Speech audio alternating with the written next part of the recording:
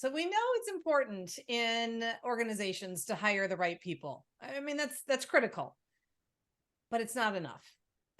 Because not only do you need to hire the right people and train them and give them professional development to do a great job, the reality is you need to invest in the dynamics of the team, because a lot of times what happens is the team members have different personalities. And indeed, diverse teams are the most effective. But the diversity and the difference of the team members can create conflict.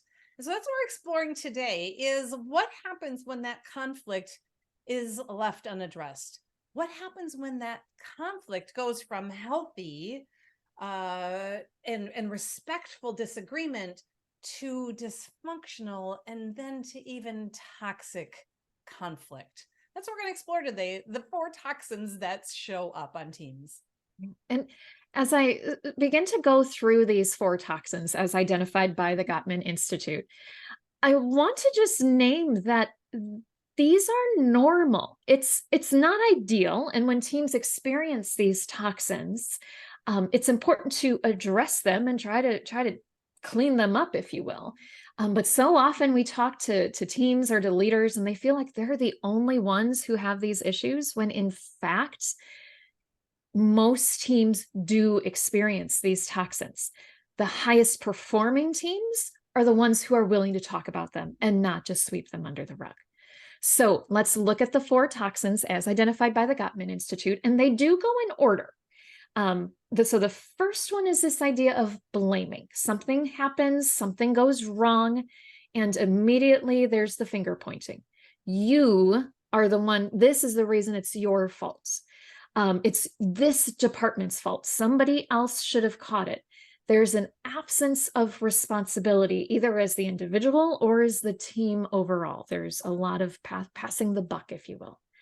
Now, as I go through these toxins, I also want to say it may not be coming out loud. You may not be physically finger pointing, but if you are thinking these thoughts, the toxin is still present. Or if so let's say I'm blaming Darcy for something, but I'm talking to Amy about it. Oh yeah, that toxin definitely is still there. And if worse, if you're talking or blaming other people, toxins definitely infecting your system. So as you might guess, with blaming, what comes next? Defensiveness. I blame you. It wasn't my fault. It wasn't me. It was you, right? So now we're in this dance of blaming and defensiveness. Not me, it was you. Not you, it was, or not me, it was you. Not me, it was you. It goes back and forth, and we go in this circle. There's a reason these 2 toxins are at the front, because if you notice this blaming and defensiveness, which again, common, not unusual. Anybody who ever says never experienced this before, ask a colleague. Chances are you have. But when this blaming and defensiveness is not addressed, that's when the contempt comes into play.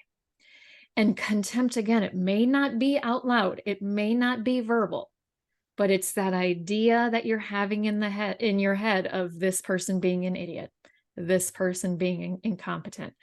One of our participants in the Thoughtfully Fit gym recently said it's like a neon light that's just saying dumb A. It's not what she said, but you get the idea. So that contempt has an impact on relationships.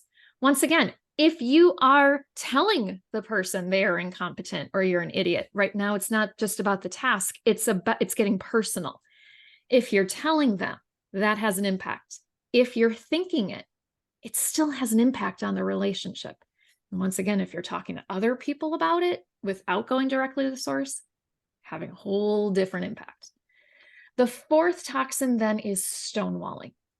And stonewalling, it really is that point then where you're giving up. The caring isn't there anymore. And you might have noticed people in meetings just leaning back in the chair, not saying anything, or in Zoom calls, turning off their camera. Sometimes stonewalling can look like passive aggressiveness. Whatever it is, it's just completely and totally disengaging from the relationship. There's a reason this one's at the end, because when you're completely disengaged, there's this question of where do you go from here? And so as we explore these team toxins with teams, we often hear from people, oh, yes, my coworker does that. My boss does that. That's not how we tackle team toxins, though.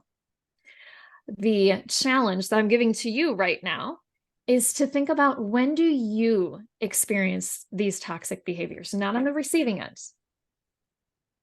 but going out. When are you defensive? When do you blame?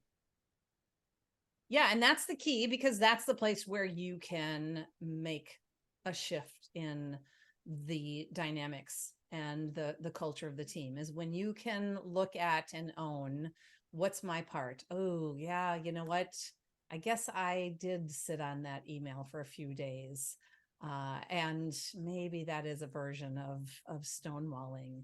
But I did it because I didn't. Oh, yep. Okay, I'm getting defensive. That's the key when you're looking at toxins, to be able to create that self-awareness. So, when you're thinking about those toxins, the challenge for you here is to not only recognize when those toxins are coming up. That's huge, to recognize when you are feeling that defensiveness, when you're feeling that contempt. But then to choose, how do you want to respond instead? And so, one of the exercises that you can do, we do this with teams and leaders all the time, is that when you notice your pattern, when you know, okay, I feel defensiveness when, or I have a tendency to blame when, I know I'm feeling contempt towards this person right now, or I know that I'm stonewalling this person right now, or I have a tendency to stonewall when this happens. Those are not easy questions. Those require some thought. And when teams can work on this together, it can name those toxins as they come up and then choose. Okay? We're not going to blame, we're not going to get defensive for why it happened in the past. We're going to use the past to inform, how do we want to behave in the future? When we know, Darcy knows, if I bring her something brand new, and I'm like, what do you think about it? If she pokes too many holes in it before telling me like something looks good, I shut down and I get defensive really quickly. So we name that. She's not trying to change me to be less defensive. I'm recognizing that defensive behavior. We're not trying to eliminate completely, but recognizing when that toxin pops up, how can we clear it out? Or what do we know about each other? And what do we know about our team, so we can address those toxins and get back to work? I mean, at the end of the day, it's not, I mean, yes, a happy culture, a happy employee, is a good thing. But at the end of the day, think about how much time you spend being defensive, blaming, feeling that contempt. We work with teams not only to improve their own happiness and engagement, but to see better results. So thank you for being with us today. We want to leave you with a challenge and a core workout, that when you notice that you're getting triggered and you notice that you're starting to shut down and stonewall, or you are blaming someone, you are feeling or displaying contempt, you're being defensive, to pause in the moment and think about, how do I want to show up? What's the impact of me not self-managing? How can I respond thoughtfully instead of reacting on autopilot and having a knee-jerk reaction, and then act from that place? And if you want support, you want training, you want coaching to do that, either for yourself and or for your team and your culture and your organization, reach out to us. This is what we do. We have trainings. We have the Intentional Team Player, which is an asynchronous 4-month course. We have team coaching, a lot of ways that we work with and partner with organizations, leaders, and teams to be able to address these behaviors, so you can get back to doing what you do best and focus on your mission. Thank you so much for joining us today. We love the opportunity to explore Thoughtfully Fit with you. Happy training.